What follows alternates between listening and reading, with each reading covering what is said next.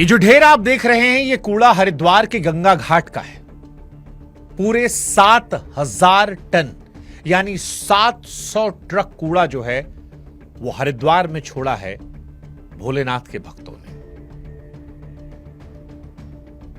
तस्वीर परेशान कर रही है, शर्म आ रही है देखकर।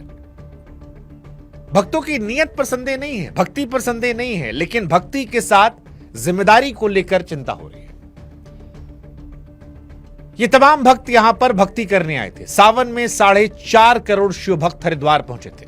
4.5 करोड़ का मतलब समझते हैं आप? एक छोटा सा कुंभ गंगा जी से जल लेने।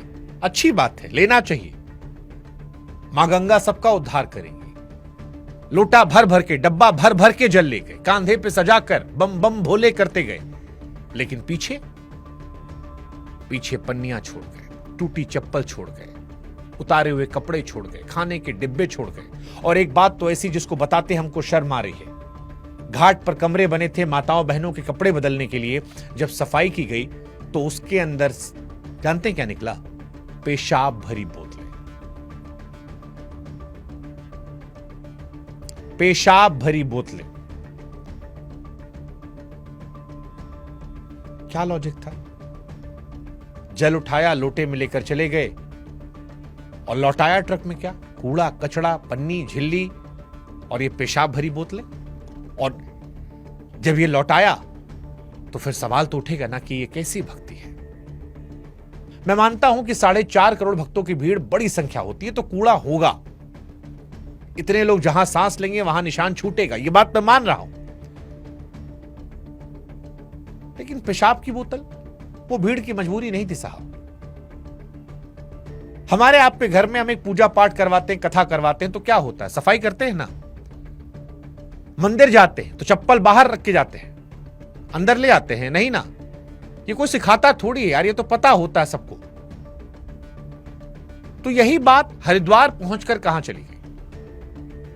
क्योंकि हमारे लिए गंगा नदी थोड़ी है, हम मां गंगा कहते हैं। और उसी के किनारे पन्नी फेंकते, कपड़ा फेंकते, कूड़ा कचड़ा, खाने टिफिन, चप्पल, ये भक्ति नहीं हो सकती है। यहां पर फिर यह संदेह उठता है कि यह गलत हरकत क्यों है और यह हमें सिखाया क्यों नहीं जाता कि हमें अपनी मां गंगा को गंदा नहीं करना है। और यह पहली बार नहीं हुआ है। पिछले साल भी मेले के बाद करीब इतना ही कूड़ा यहां पर था, 7,000 टन। उसके पहले भी यही था। यानी यह इस बार हुआ हादसा नहीं है, यह हमारे यहां हर साल का रिवाज बन गया है। और आप सोचिए कि जो पन्नी छूटती हो जाती कहां पर है? बारिश आई, पानी चढ़ा, पन्नी सीधे गंगा जी में। अब पन्नी ना गलती है ना मरती है, बरसों पानी में तैरती रहती है, मछलियों के पेट में जाती है, बहते बहते समंदर तक पहुंचती है और लौटती कभी नहीं। जो गंगा जी हमें पालती हैं, हम उसे हर सावन मानो जहर की एक खुराक देते हैं। हम उसके पास अपना पाप धुलवाने आते हैं और उसे गंदा मैला करके आते हैं।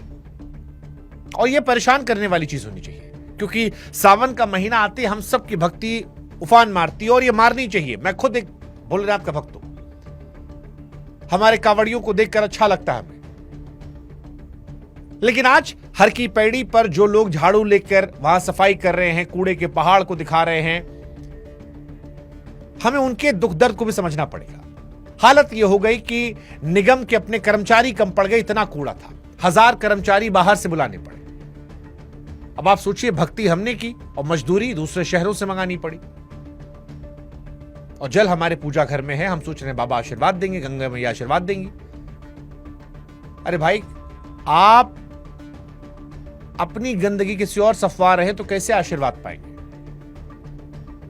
ऐसा तो नहीं हो सकता ना कि पुण्य आपका और मेहनत किसी और की। यह हिसाब भोलेनाथ के यहां चलेगा? आप खुद सोचिए। और यह हाल तब है जब निगम ने इस बार कोशिश ज्यादा की थी। मतलब सीरियसली यह खबर सुनकर आपको परेशान करेगा कि धूप से चलने वाले, अपने आप कचरा दबाने वाले, आज का कूड़ा आज ही साफ, ऐसे कई अभियान निगम ने चलाए थे। और इतने अभियानों के बाद भी 7,000 टन यहां पर कचरा मिलता है।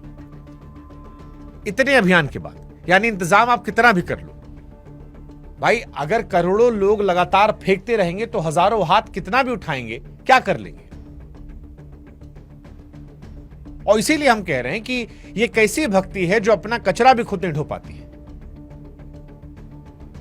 ये सोचने वाली बात है, और ये सोचिएगा, क्योंकि दुनिया के बाकी देशों में चीजें बेहतर होती है, लोग जगते हैं, अपनी चीजों को अपनी जिम्मेदारी समझते हैं।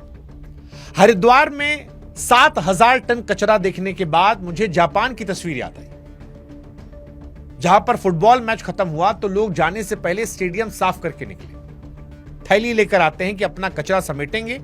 और वो तो मैच देखने गए थे, कोई पूजा पाठ करने नहीं आते। लेकिन हम और आप मां गंगा से आशीर्वाद लेने आते हैं, उसके बाद भी वहां कचरा फैला कर आते हैं। आप याद कीजिए 2019 का प्रयागराज कुंभ, करोड़ों लोग आए और उसी कुंभ में प्रधानमंत्री ने झुककर सफाई कर्मियों के पैर छुए थे। क्यों? क्योंकि वो सफाई का मतलब समझ रहे थे। हम और आप भाई, उन सफाई कर्मियों को नमन कीजिए आप, क्योंकि आपके पुण्य का एक बड़ा हिस्सा उनके खाते में जा रहा है। और यह सोचना पड़ेगा, और आपको यह समझना पड़ेगा कि शिव भी कौन थे, भगवान भोलेनाथ कौन थे। आप कथा याद कीजिए, मां गंगा आसमान से उतरी पूरी की पूरी, पूरे वेग से, धरती कांप जाती, संभाला किसने था? भगवान शिव ने। जटा में एक बूंद नीचे नहीं गिरने दी, समुद्र मंथन में जहर निकला, कोई नहीं पी रहा था, वो भी भगवान शिव ने संभाला, कंठ में रख लिया। यानी भगवान भोलेनाथ की पूरी कहानी संभालने की है। और हम और आप शिव जी के भक्त, हम अपनी पन्नी नहीं संभाल पाते, टिफिन नहीं संभाल पाते, अपने कपड़े नहीं संभाल पाते, और पेशाब करके बोतल रख दिए। तो मेरे तमाम जो शिव भक्त भाई बहन हैं, उनसे मैं अपील करूंगा कि अगली बार कांवड़ जब उठाइए तो जल लाइए, बम भोले कीजिए। आपकी श्रद्धा पर कोई सवाल नहीं है, न था ना होगा, लेकिन तरीके पर सवाल उठाया जाएगा। जल तो शिव का उठा लाया, लेकिन शिव की तरह संभालना कब सीखेंगे? और जिस दिन 4.5 करोड़ लोग जुट जाएंगे, घाट पर कूड़ा नहीं, सिर्फ जल के निशान बचेंगे, उस दिन कहिएगा कि यह है भक्ति। उस दिन बाबा का आशीर्वाद पूरा आपको मिलेगा। तब तक ये सवाल हम पूछेंगे, चाहे आपको बुरा लगे, कि ये कैसी भक्ति है। और आप लोग बताइए, जो गए भी थे, ये तस्वीर देखकर आपको अच्छा लग रहा है?